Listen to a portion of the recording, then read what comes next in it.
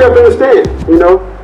We all have questions we want to ask God, don't we? We want to be like Job. We all have questions we want to ask God. And I don't mean, you know, those benign questions like, why is the sky blue? You know, or God, can you make a rock too heavy for anyone to carry? No, we've got some soul-disturbing questions, don't we? I mean, some questions that really disturb our soul.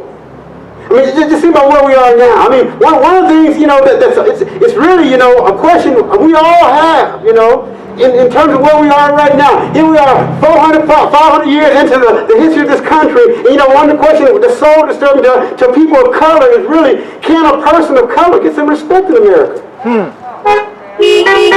God, what's up with that? Why do we continue to love this country, as Doc Rivers said some time ago, why do we continue to love this country and it doesn't love us back? Here it is, hundreds of years we've advanced, you know, and then we're still wondering, can we get some respect in this country? You know, I'm sure we've got some questions. Even if yours isn't that deep, you know, you might be asking, you know, well, why did God take my spouse now? Why did God take my child now? Or you know, why is it out of you know, if it's, you know, it happens 1 in a million times, why did that disease have to happen to my child? You know, we've got these questions that, you know, disturb our soul. And here's the thing we have to understand, friend. It's okay to ask God those questions. God's not going to turn and run and hide. Oh, no, don't ask me that. That's not our job. It's okay to ask you, but you ought to understand you might not get an answer. You might not get an answer. We're all wondering right now, you know, when is this thing, this cloud we're under called the pandemic? And all of the things that have befallen us because of that, you know, the economic collapse, you know, many of us are still wondering, when am I going to get my job back? When am I going to get the chance to go back to work? Will there be a job for me to work? You know, when am I going to be able to catch my family for all these kind of things? All those things are there, and God doesn't mind us asking those questions, but as I said, you might not get an answer. You may not get an answer on this side of heaven. Remember God told us in Deuteronomy 29:29, he said that there's some things that God just doesn't have to answer. Secret things belong to man, but revealed things belong to man, but secret things belong to God. Amen. The question is, though, if you don't get an answer from God, if you don't get an answer, will you continue to have the faith and confidence that He is God and serve Him faithfully? Because not every question will get an answer, because life is filled with uncertainty.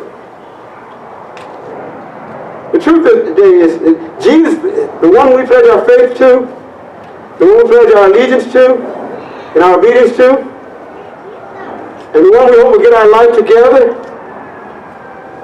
He will help us get our life together spiritually. But as I said earlier, when that happens, it seems to complicate things circumstantially as well. Meaning that life is uncertain. He said, foxes have holes, birds of the air have nests, but the Son of Man doesn't even know where He's going to lay His head. Don't even know where I'm going to end up at, where I'm going to be at the end of the day. But here's something to know. Even though He said, I don't know where I'm going to lay my head, He did not say He didn't know how He was going to end up the day. Mm-hmm. He knew no matter what happened throughout the day, He was still going to end up in God's care. He's still going to end up in God's trust. He was still going to end up in God's hand. And that's what we have to take and digest. And no matter what variables are going on in our life, we are still in God's hand.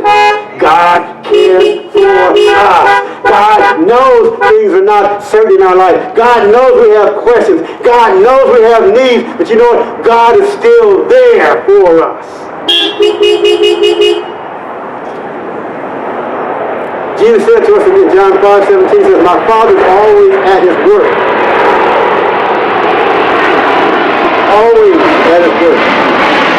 So the thing is, we may not know what God is going to do, but we know that God is going to do something. And we know when God does move, it's going to be for His glory and for our good, because that's the God we serve. And He's promised never to leave us nor forsake us. And I don't think there's anyone sitting here today, anyone looking in here today, who can accuse God of ever leaving them or forsaking them. God has always been there, but He's true to His word. So none of us knows how it's all going to end. But if we trust God, we know in the